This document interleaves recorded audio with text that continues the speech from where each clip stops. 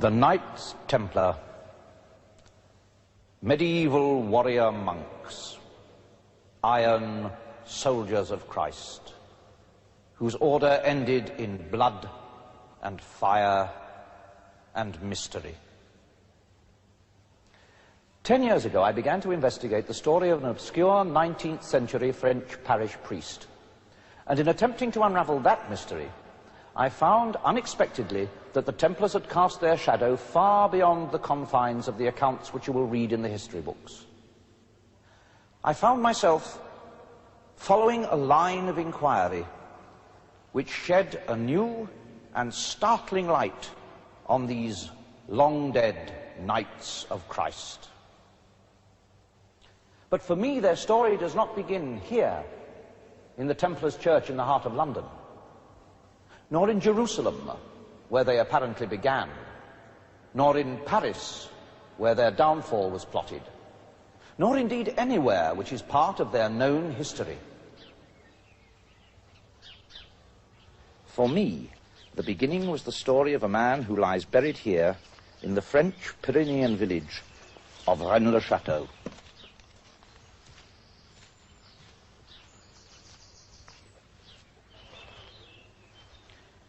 Here lies Béranger Saunière, priest of Rennes-le-Château, 1885 to 1917. Sometimes when I stand beside this grave, I feel the urge to reach down into the earth and shake those mouldering bones back to life. For nearly 10 years, he's led me a curious dance.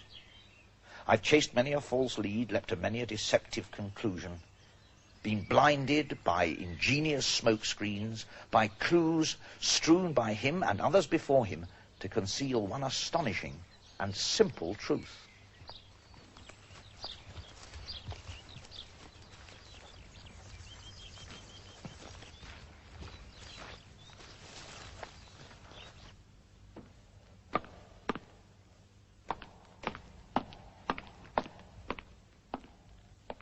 The separate elements of this story have been sometimes surprising, sometimes puzzling.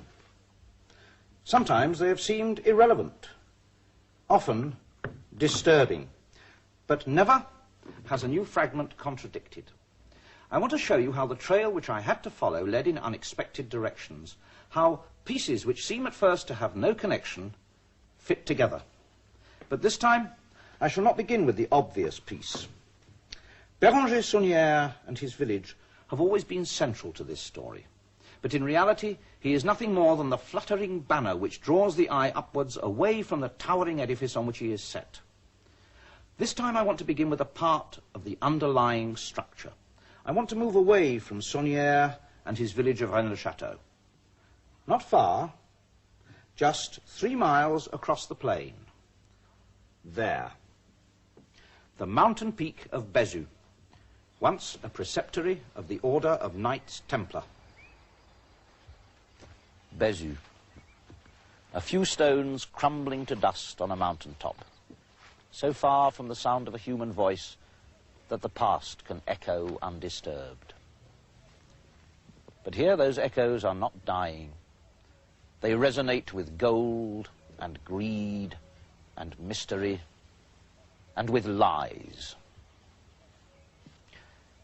The Templars, warrior monks of a religious military order who fought for Christ in the 12th and 13th centuries, who died for Christ, and yet who at the last were accused of many crimes, of denying Christ, of trampling and spitting on the cross. Their story is inextricably entwined in the history of this place and of the mystery which broke into the 20th century across the plain at Rennes-le-Château. But before we can begin to approach what underlies that mystery, we must look more closely at the shadow cast by those long-dead warriors of Christ. Warriors clad in their iron mail with cloak of white, emblazoned with a cross the colour of blood. Warriors, yet monks, who had taken the monastic vows of obedience, chastity, and poverty. An immensely wealthy order, who yet were individually poor, owning nothing. One of their seals symbolizes their communal brotherhood, an order of fighting monks, sworn like other brotherhoods of knights, like the pilgrims, like the crusading noblemen, to wrest the Holy Land from the Muslim unbelievers who, in the eyes of Christendom, were desecrating the places holy to Jesus, to the faith of Europe. The earliest mention of their name appears to be here in the Chronicle of William of Tyre, written in 1160. He tells us that the poor Knights of Christ and the Temple of Solomon were founded in 1118 by Hugh of Payens. Hugh, with 8 companions, banded together with the idea that, as far as their strength permitted, they should keep the roads and highways of the Holy Land safe, with especial regard for the protection of pilgrims. 9 men undertaking the seemingly impossible task of policing the wild and perilous pathways of the desert. Only 9 men to protect the thousands of pilgrims and crusaders swarming into Palestine in those uncertain and dangerous times. With this plan, we are told, they presented themselves to the King of Jerusalem. He seems to have found their objective a worthy one, and placed at their disposal an entire wing of the royal palace, which stood on the foundations of the old temple. Hence the name Templars. Part of their home still stands. It is the women's wing of the Al-Aqsa Mosque, here on the Temple Mount. Within a short space of time, the king vacated the palace entirely, leaving it in the control of the poor knights. For 9 years, William tells us, the 9 poor knights pursued their objectives, admitting no new members to their order. There is, however, a total silence on what their activities actually were during those 9 years.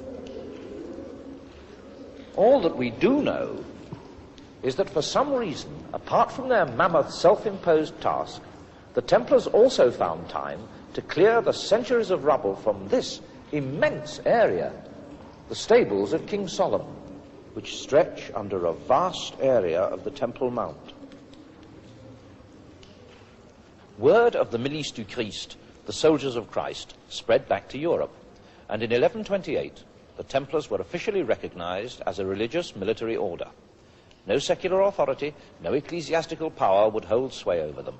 They were a power unto themselves, autonomous, owing allegiance to neither kings nor prelates, answerable only to the Pope himself. From strongholds outside Jerusalem, they strengthened their grip on the Holy Land. There was a certain glamour to these iron monks, enduring in the name of Christ the burning heat of the desert. In the 2 decades which followed, younger sons of noble families flocked to enroll in the Templars' ranks. Vast donations in goods, money and land were made from every quarter of Christendom, and within 12 months of their incorporation, the order held huge estates all over Europe, and in 1147 the Templars embarked on the Second Crusade. The reputation they established in battle was one of zeal, tinged with an almost insane foolhardiness. Foolhardy they may have seemed, but their rule forbade them to sue for ransom, or even to retreat, unless the odds were more than 3 to 1. Jerusalem was their home, stronghold of the armies of Christendom, and here the Templar knighthood flourished.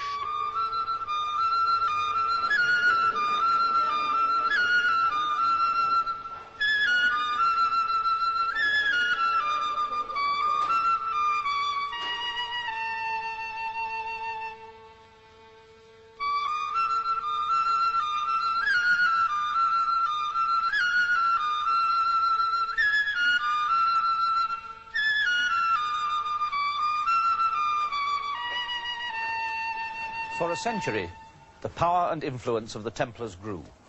Diplomatic links were even maintained with the Muslim world, to which they were yet so often opposed on the field of battle. But the Templars' world was not confined to war and the intrigues of international diplomacy. In their early years here, they established markets and took commission from which they financed their operations. With their network of castle preceptories spread throughout Europe and the Near East, they were able to organize the safe transfer of money for merchant traders. Modern banking grew directly from the system instituted by these efficient and dedicated men. And they traded not only in money, but ideas. Their contacts with Islamic and Judaic culture made them a natural clearinghouse for new systems of thought, new philosophies, new sciences. Some people have even said that they brought the chess game into Europe. Bishops and castles, kings and knights. One can understand the attraction of this game for these ambitious, warlike monks. Checkmate. Shah Mat. The king is dead. And the Templars owed no allegiance to kings. At the dawn of the 14th century, King Philippe le Bel sat on the throne of France. The Templars were firmly established with a network of castles throughout his kingdom, but the Templars owed him no allegiance. Their fidelity was reserved solely for the Pope. Philippe had no control over them, and he owed them money, sufficient cause to spur a medieval monarch to action. Heresy was the excuse. The king's first necessity was to ensure the cooperation of the Pope. Through ruthless pressure and intrigue, he engineered the election of the Archbishop of Bordeaux to the vacant papal throne in 1305. The newly elected Pope Clement V then moved the papal court to Avignon, committing the papacy to what is remembered as the Babylonian captivity, its 70 years in France. With the Pope in his pocket, Philippe exacted his payment for the gift of his influence, and that payment included the suppression of the Templars.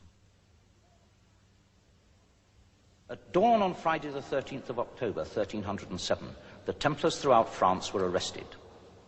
Although Philippe's objective of total surprise seems to have been achieved, his prime target, the order's wealth, was never found, and what became of the Templars' treasure has remained a mystery. In France, the Templars were tried, and many were put to the torture. Strange confessions and even stranger accusations were made. Grim rumors began to spread. The Templars worshipped a devil called Baphomet. At their secret ceremonies, they prostrated themselves before a head which spoke to them and gave them some inexplicable power. Outsiders who chanced to witness their rites disappeared, never to be seen again. And they were accused of other things too, of teaching women how to abort, of sodomy. But most bizarre of all the charges to be leveled against these soldiers of Christ, who had fought and laid down their lives so valiantly in Christ's name and in his service, they were accused of denying Christ and trampling on the cross. Their treatment was without mercy. All were imprisoned, many were burned, and in a papal bull of 1312, the entire order was officially dissolved. But how did these knights, sworn to poverty, become the wealthiest and most powerful institution in Christendom? How did these dedicated soldiers of the faith come to incur the terrible charges of blasphemy and heresy which were levelled against them? Fascinating though these questions were, I began to ask myself if the mystery of the Templars was truly a part of my main task, the unravelling of the puzzle of the 19th century priest Béranger Saunière and his tiny village. I felt that the Templars had to be left to one side, unless I could find something more tangible to link their presence here with the fabric of the local story. True, there were links, but were they important? Important to the story of Saunière, the penniless priest which I knew so well.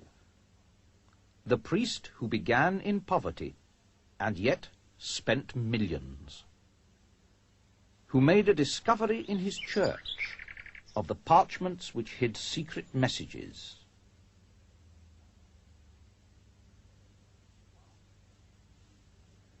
One speaking of a treasure belonging to Dagobert and to Zion.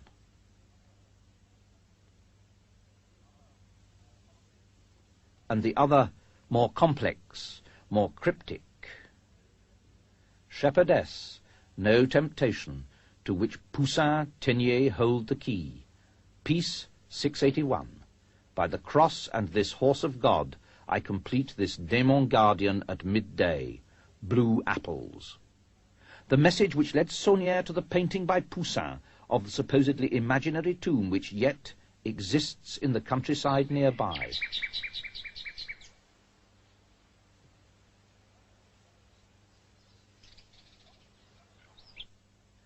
The obvious relevance of the painting led me to undertake a detailed examination of it, and I found what seemed to me to be a curious and rigid geometry.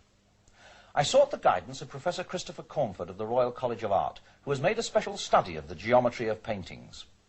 He found a totally unexpected and quite startling underlying structure, and it was pentagonal. The pentagon is formed by overlapping regular triangles, whose angles are 36 degrees, 72 degrees, and 72 degrees, a five-pointed star. Professor Cornford suggested that if Poussin was saying anything, it was that pentagons and the angles of a pentagon were important. Perhaps I should look for them in association with Rennes-le-Château. Regular triangles. What possible connection could there be between geometry and the priest who found treasure in a sleepy Pyrenean village?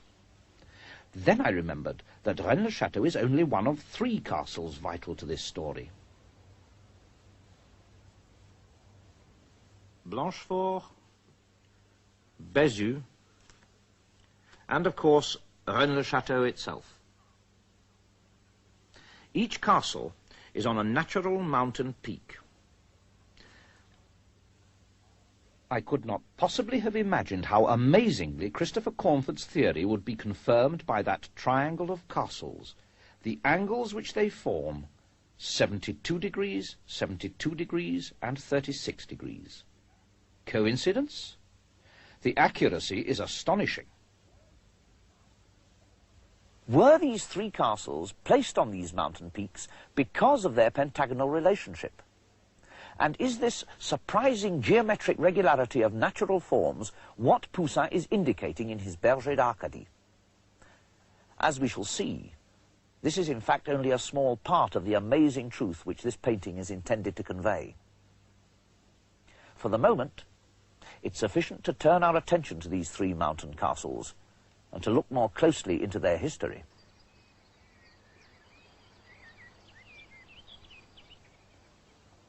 Blanchefort bears only the decaying, almost unrecognizable remnant of a castle. But that castle gave its name to a noble house, the Blanchefort family. One of them has left a faint mark on the pages of history. He was Bertrand de Blanchefort, 4th Grand Master of the Order of Knights Templar, who maintained a preceptory on that other mountain peak of Bézu. The 3rd point is, of course, Rennes-le-Château, but the castle here has a history which reaches back into the past long before the time of the Templars.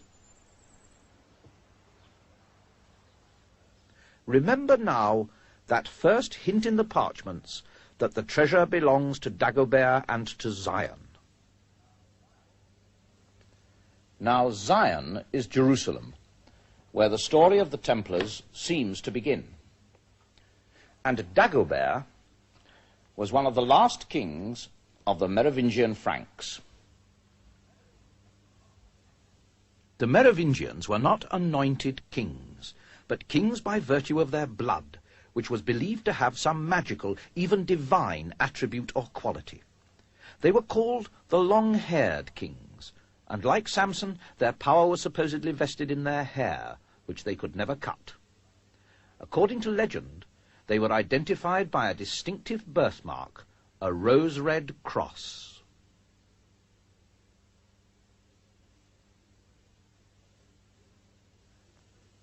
Most famous and influential king of the Merovingian dynasty was Clovis I, who led pagan Gaul to Christianity. When Clovis was baptized at Rheims, he became king not only by virtue of his blood, but also by sanction of the Roman Church.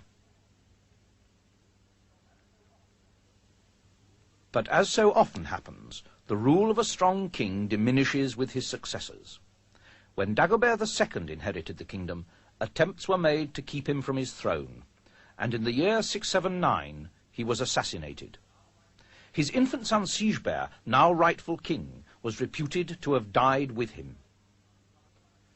But a stone uncovered by Saunière supposedly depicts the rescue of that child, who was carried to safety to the ancestral home of his mother, and that home was Rennes-le-Château. Here Sigebert grew to manhood, and through his descendants the blood royal of the Merovingians flowed on in gnarled and numerous family trees, nursing an accumulation of bitterness and rancour stemming from the betrayal of Dagobert and the loss of their rightful inheritance, the throne of France. And at last that blood bore fruit in the house of Lorraine. Godfrey of Boulogne, Count of Bouillon and Duke of Lorraine, was a direct lineal descendant of Dagobert II. And when, in 1090, Christendom mobilized to recapture the Holy Land and the sepulchre of Christ from the Islamic unbelievers, Godfrey was in command of the mightiest of the 4 armies which embarked on the crusade. When Jerusalem fell to the Crusaders in 1099, a mysterious group of religious figures convened. The identity of this group has eluded the investigation of historians. Its task was to elect a king of Jerusalem. This shadowy but clearly influential group of electors promptly offered the crown to Godfrey of Bouillon. For the supporters of the blood royal of the Merovingians, Godfrey was already a rightful king, but a king without a kingdom. Now that mysterious conclave had given him the most precious kingdom on earth, the Holy Land. But could I begin to identify this shadowy but powerful organization? And could I find a connection, a link with the Order of Knights Templar? And then I found a document. It attests to the existence in 1090 of a mysterious organization called the Ordre de Notre-Dame du Mont de Zion, the Order of Our Lady of the Mount of Zion, which apparently acted in close concert with Godfrey of Bouillon. The document also asserts that at least 5 of the 9 founding Knights Templar were also members of this same Order of Zion. But how authentic is this document? History seems to make no reference to any Order of Our Lady of Zion. At first glance, the document may well seem spurious. But the deeper one probes into the obscured recesses of history, the greater the weight of circumstantial evidence that emerges.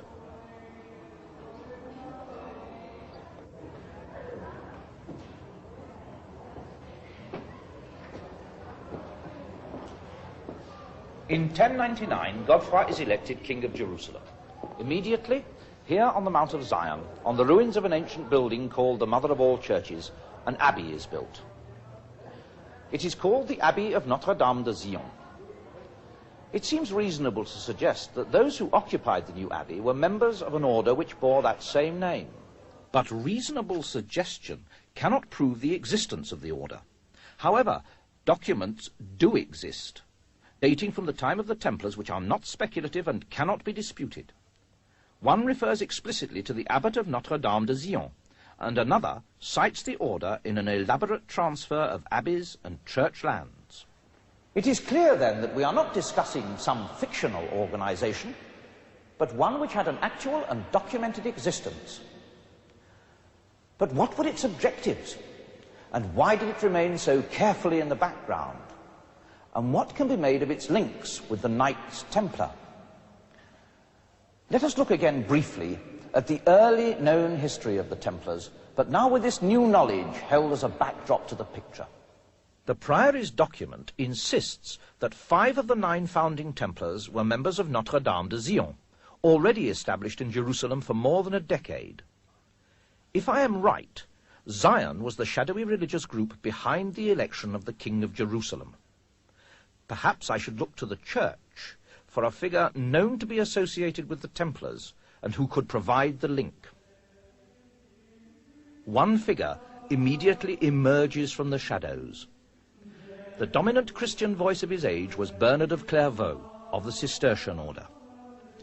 The Cistercian monks were the purely monastic, non-military equivalent of the fighting Templar monks. Bernard drew up the rule by which the Templars were to live. Could he also have been concerned with the mystery surrounding the Order of Zion and their hidden involvement in the founding of the Templars, their offspring order?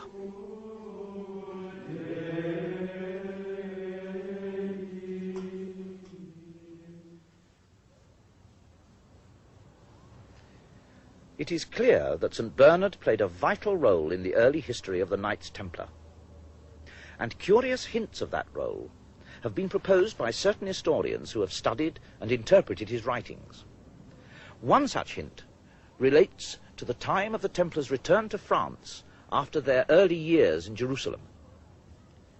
The work has been accomplished with our help, and the knights have been sent under the protection of the Comte de Champagne, where all precautions can be taken against interference by public or ecclesiastical authorities, where one can best make sure of a secret, a watch, a hiding place.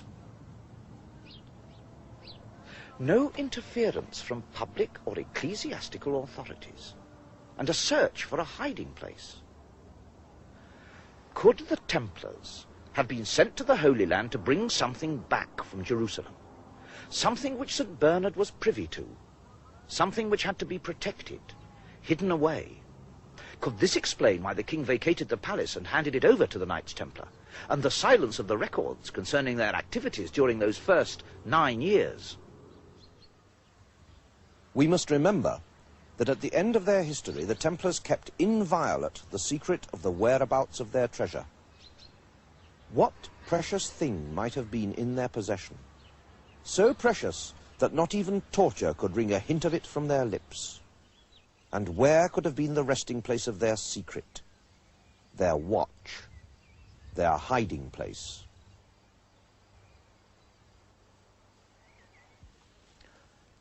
On Friday the 13th of October 1307, we are told, King Philip succeeded in having all the Templars of France arrested.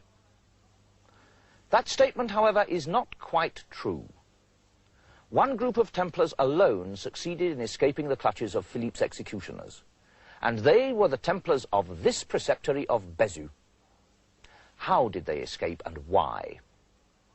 The clue lies in the name of the commander here at the time of the Templars' downfall. It was the Seigneur de Gau. And the Pope, King Philippe's reluctant accomplice, was Clement V, who before taking that name on his election to the papal throne was Bertrand de Gau. Bertrand de Gau, whose mother was Ida de Blanchefort, of that same family who gave the Templars their 4th Grand Master, and whose lands spread out from their ancestral home there across the plain. An earlier member of that Blanchefort family, Bertrand de Blanchefort, became in 1153 4th joint Grand Master of both Templars and Order of Zion. Bertrand can be seen to be the most significant of all the Grand Masters of the Temple. He it was who transformed the order into the superbly efficient and highly organized institution it became.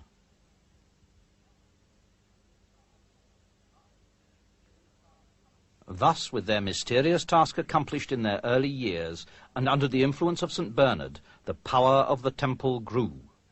By 1187, both the Templars and their parent Order of Zion were well established.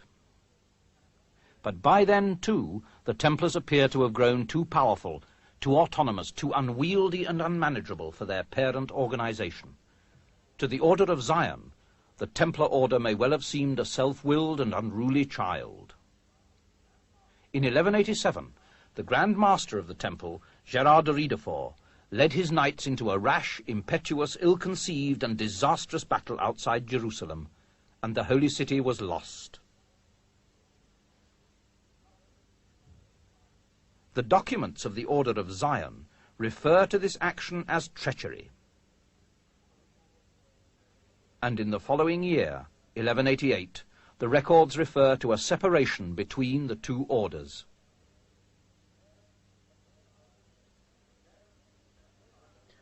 The parent set the child free, And though family links remained, the Templars now stood on their own feet, free to ride with haughty arrogance through the remaining century and a quarter of their existence to their final grim doom in 1307. After the split, the parent order modified its name. Henceforth it was to be known as the Prieuré de Zion, the Priory of Zion, and as such it has continued its cloaked and shadowy existence down the years. When I first saw this document, I was by no means inclined to regard it as authoritative, nor even reliable as evidence. Among the information it contains is a list of the names of the Priory of Zion's Grand Masters after their separation from the Templars and up to the present day. Victor Hugo, Jean Cocteau, Leonardo da Vinci, Isaac Newton. Some of these names are so illustrious that the list seemed just the sort of grandiose pedigree that would be created for itself by a lunatic fringe body of eccentrics playing at secret societies. But it's all too easy to make assumptions and not to keep an open mind. Isaac Newton. One of the greatest scientists that England has produced. What could the Priory embody that would attract him and the other great figures on the list? All seemed to share some interest in the esoteric, the occult, in secret teachings, hidden knowledge, knowledge which at certain times in the past would have been heretical and highly dangerous. Leonardo da Vinci, great artist, great thinker, unorthodox in his religious beliefs. Robert Flood, philosopher, physician, alchemist, unorthodox in his religious beliefs. Valentin Andrea, Rosicrucian alchemist, unorthodox in his religious beliefs. Robert Boyle, great scientist, alchemist, unorthodox in his religious beliefs. Isaac Newton, great scientist, alchemist, unorthodox in his religious beliefs. Victor Hugo, writer, great thinker, unorthodox in his religious beliefs. Claude Debussy, great composer, unorthodox in his religious beliefs. Jean Cocteau, great writer and artist, unorthodox in his religious beliefs. The common ground which all these men share, and they share much, was still not enough. Were the connections more than guesswork? Something was still missing, something which binds these great men and claimed their allegiance and their silence. But we must not lose sight of the origins of our hunt, Saunière the obscure parish priest, and a remote mountain hamlet. Here, in his church, he found the clues which led to his treasure. Could I perhaps find traces of the Priory of Zion here at the heart of the mystery? The parchments conceal the key word Zion.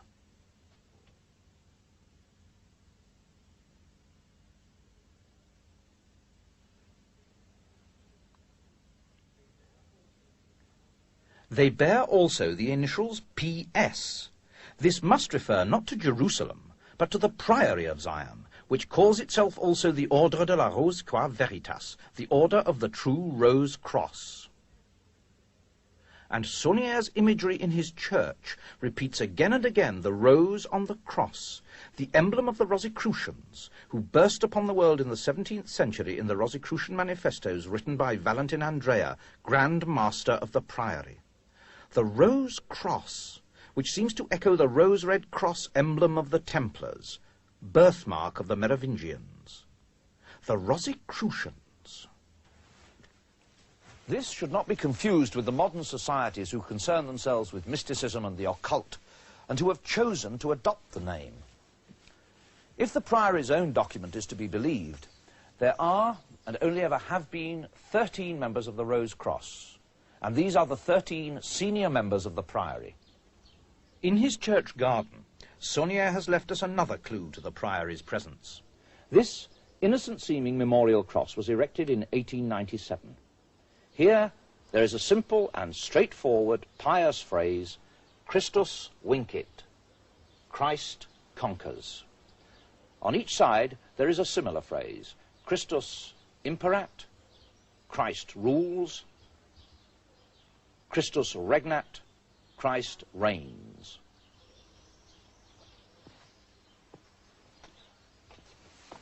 But on the back His language is again cryptic. Christus AOMPS defendit. Christ defend what? AOM can only mean Antiquus Ordo Mysticusque, the ancient and mystic order. And PS is, of course, the Priory of Zion. Certainly the Priory's hand is at work here. But again, why? Why here? When Saunière found the parchments, he went to Paris. It was to Paris that I too had to go to find the mysterious Priory of Zion. The story seemed to stretch into a distant past through heresy and the Templars and murdered kings. And my researchers had uncovered a priory document of genealogies, tracing a descent from the Merovingians and leading to a man called Pierre Plantard de Saint-Clair, in whose veins it seemed now ran the blood of the long-forgotten Dagobert II. After some natural hesitation, he at last agreed to talk about his place in this story. Monsieur Plantard, is there still a secret at Rennes-le-Château? Mais le secret n'est pas seulement à Rennes-le-Château. Il est aussi autour de Rennes-le-Château. Will the treasure of Rennes-le-Château ever be found? Ici, vous me parlez d'un trésor matériel. Nous ne parlons pas de trésor matériel. Disons simplement qu'il existe un secret à Rennes-le-Château. Il est possible qu'il existe autre chose autour de Rennes-le-Château. And how does Poussin fit into this story? Effectivement, dans le tableau de Poussin, il y a certaines révélations. Poussin est un initié. Il a donc construit son tableau en initié. Mais dans l'histoire, il n'y a pas que lui. Il y en a d'autres personnages. Vous savez, les arts étaient une forme d'expression où la vérité se trouvait cachée derrière des symboles. Can you tell us whether the Priory of Zion still exists today? À l'heure actuelle, Sion existe toujours. L'un de ses derniers membres, un de ses derniers grands maîtres, c'était Jean Cocteau. Tout le monde le sait. Monsieur Plantard, over the centuries you have, how shall I put it, you have supported the Priory of Zion. Nous avons soutenu Sion. Et Sion nous a soutenus. We. Who are we? Nous, je parle de la lignée mérovingienne, car notre lignée est issue de Dagobert II. Les Mérovingiens, ce sont eux qui ont fait la France. Sans eux, il n'y aurait pas de France. Les Capétiens, les Carolingiens, ils ont suivi la ligne des Mérovingiens. Le Mérovingien représente la France.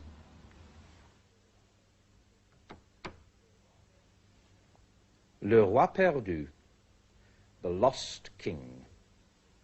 So strong and persistent a thread in French history and legend. But is this story really nothing more than an elaborate cloak of mystification to cover a futile attempt to restore a long-forgotten dynasty of French kings? How would we in England react to a similar attempt to restore a descendant of King Canute? With good-natured amusement, perhaps.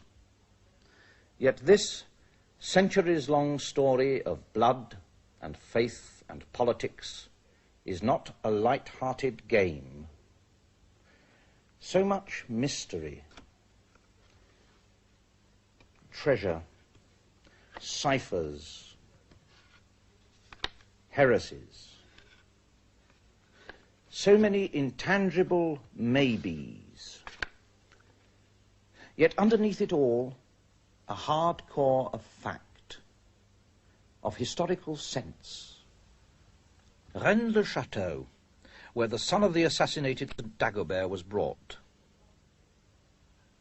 Blanchefort, ancestral home of the fourth Grand Master of the Templars, Bertrand de Blanchefort. And Bézu, the preceptory which evaded the net when the Templars fell in 1307. Bézu, Blanchefort, Rennes-le-Château. Three castles locked together in a precise geometric relationship. Echoed in the 17th century by Nicolas Poussin in his masterpiece Les Bergers d'Arcadie, a picture in which Saunière took a great interest. But is there any reason to suppose that Poussin was involved in a secret other than merely the oddity of having apparently painted a landscape which the experts tell us he never saw? Well, in April 1656, Poussin had a conversation with a French priest. The priest wrote to his brother about that conversation, and historians have long been aware of that letter, which speaks of a secret that Poussin had, which kings would have pains to draw from him.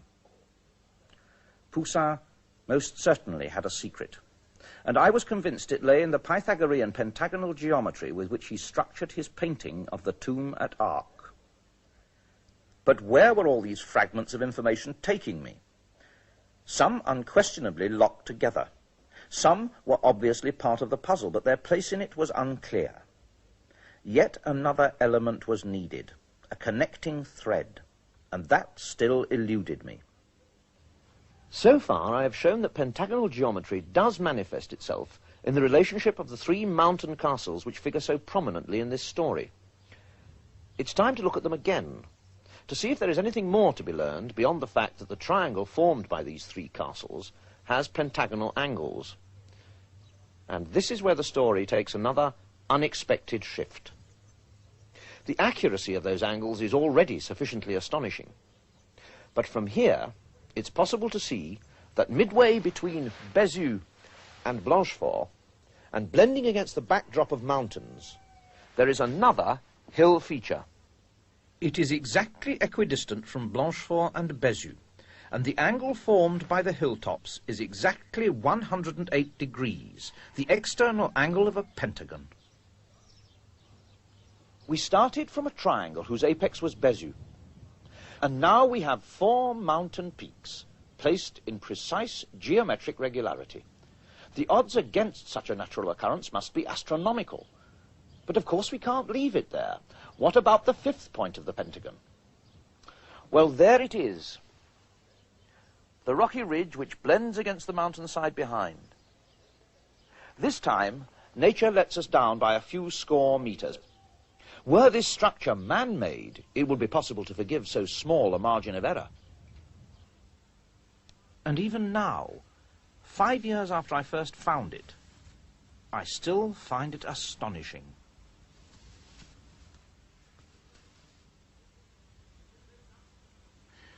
There's no doubting this immense geometric figure when one can see it laid out. But in the landscape, the mountains blend with their neighbours, and their regularity is hidden. This story began with the hunt for Béranger Saunier's treasure, and has led to this amazing geometric figure. Yet the story had always implied that there was more here than mere buried treasure. The pentagram has already appeared elsewhere, hidden in this parchment. But this pentagram, unlike the mountains, was an irregular one. It broke through its surrounding circle. What could this imply? It broke through its surrounding circle. What could this imply? In fact, what is the significance of the pentacle?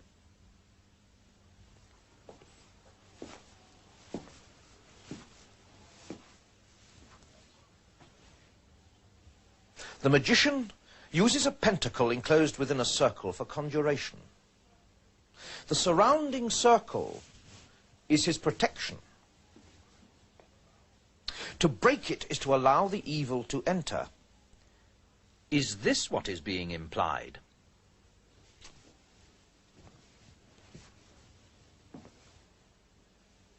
I think not. Certainly it's a possibility, but the pentacle is not only a symbol of black magic, of evil. The shape seemed to be assuming an unexpected significance in my research into the history of the Priory of Zion. It kept nagging at me, and when I talked to Monsieur Plantard, I asked him about the geometry I had found and what significance he saw in the stressing of the pentacle. The geometry is pentagonal, isn't it? Je ne peux pas vous répondre à ce sujet.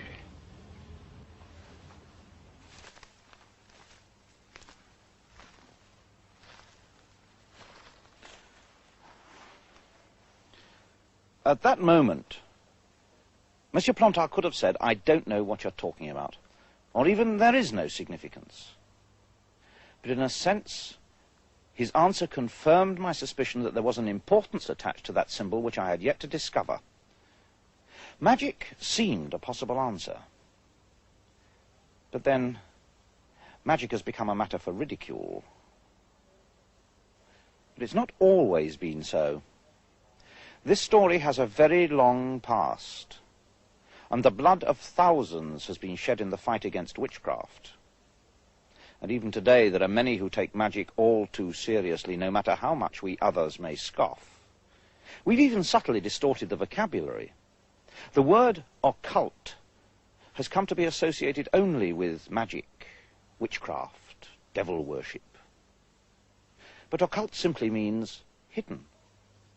A secret body of knowledge reserved only for the initiated.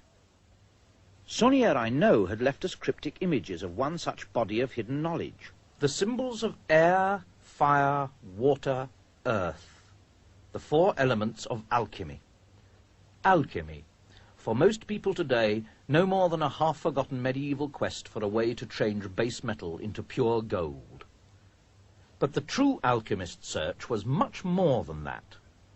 A key phrase in their writings is, as above, so below, reflecting their continual search for an earthly counterpart to the immensity of God's cosmos, their desire to transmute base man into pure spirit. The alchemical quest seems to have held much fascination for many of the Grand Masters of the Priory of Zion, and the Templars seem to have absorbed it along with the other Eastern philosophies and sciences with which they came into contact. As above, so below. Base man into pure spirit, a religious concept. And the Templars were a religious organization, the Priory also. And Saunière the priest emphasized the religious aspect by placing cryptic imagery in his church, a church dedicated centuries before his time to Mary Magdalene, the redeemed sinner who was the first to see Christ after the resurrection. When Saunière returned from Paris with his newfound knowledge, he emphasized the importance of Mary Magdalene by naming the tower which he built with his newfound wealth La Tour Magdala, the Magdala Tower.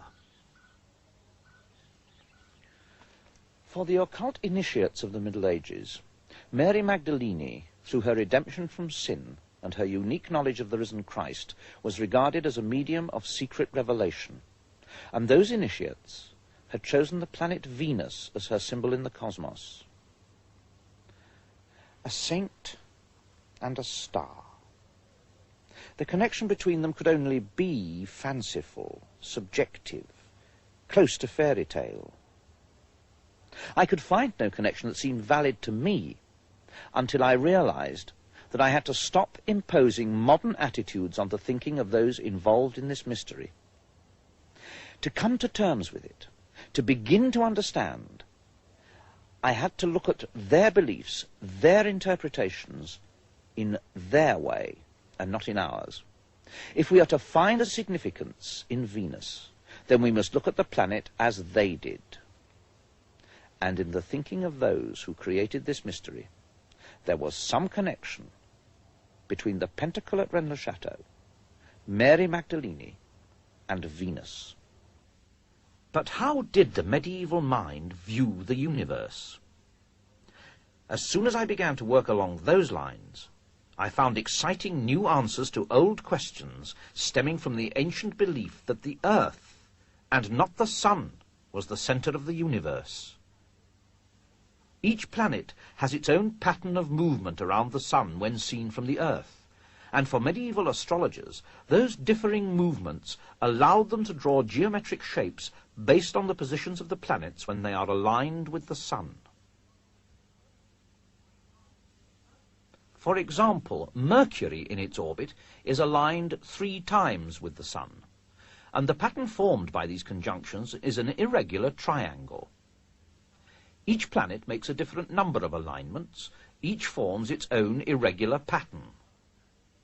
Only one planet forms a precise and regular geometric pattern in the sky, and that planet is Venus, the heavenly representation of the earthly Mary Magdalene.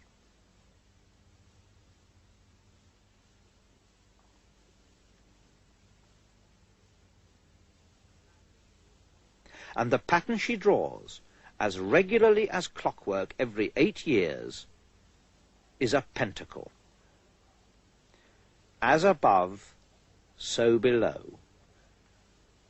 At Rennes-le-Château, village of Mary Magdalene, we have the perfect pentacle, the earthly counterpart of the perfect pentacle in the heavens, the secret and hidden pattern of Venus, the Magdalene. Each pentacle precise, known, yet hidden.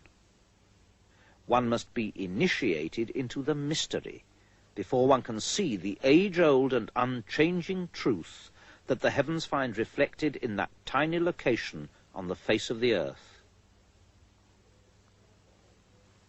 Here was the link between the worlds of matter and spirit, between base and corrupt man here on earth and the twinkling firmament where dwelt God and all his saints.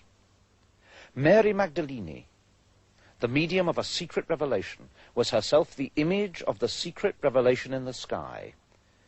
To the medieval mind, to the alchemist, to the Templar, to the Priory of Zion, such an image was immensely powerful, immensely potent. In that majestic symbol in the sky, harmonious, unchanging, regular as a metronome, was the music of the spheres.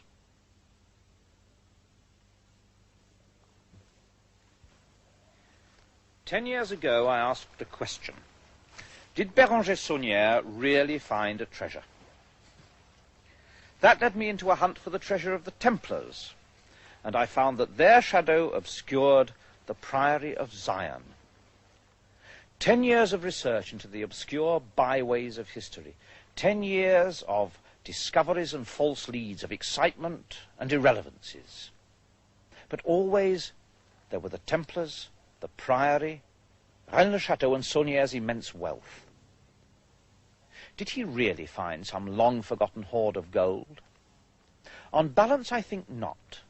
I now think that that mysterious organization, the Priory of Zion, provided him with the means to buy the land, build the house and the tower, perform all his other works, but not for his sake, not for his comfort, not for his purposes, but for theirs. For Saunière now seems to have been no more than the guardian of this place which had such immense significance for the Priory of Zion.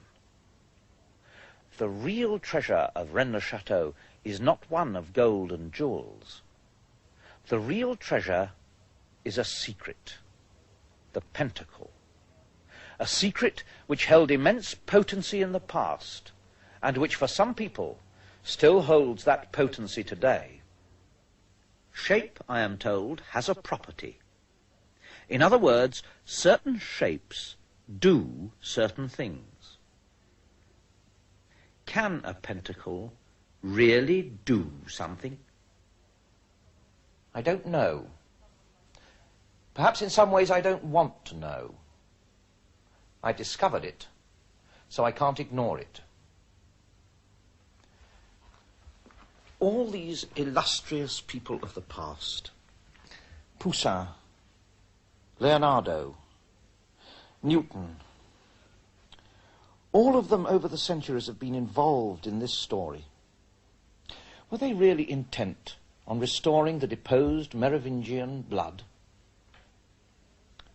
What can there be so special about this royal bloodline that can ensure centuries of loyalty? Still, something seems to be missing, and only the Priory of Zion can answer all the questions which seem to increase even as the discoveries are made. The Priory of Zion. Does it still exist? Is it really still alive? Still a force to be reckoned with? Certainly it existed in the past, and it has been powerful. and it has been associated with a pentacle and a royal dynasty. If the Priory of Zion still exists, and Monsieur Plantard insists that it does, then the latest name on their list of Grand Masters is Jean Cocteau. Was he really involved in all this? After 10 years of research, I no longer wonder. I can only observe and record. And I have one more thing to show you. Something which brings me full circle back to London. Not to the Templars' church, but to a church little more than a mile away, just behind Leicester Square, the Church of Notre-Dame de France.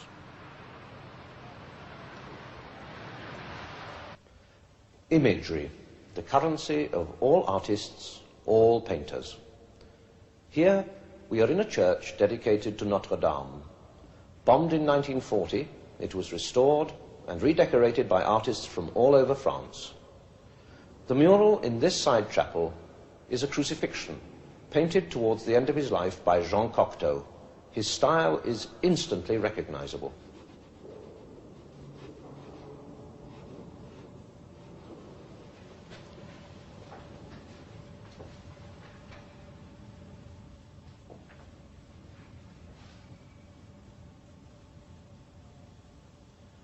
One of the clearest, the most recurrent images in our story has been the rose upon the cross.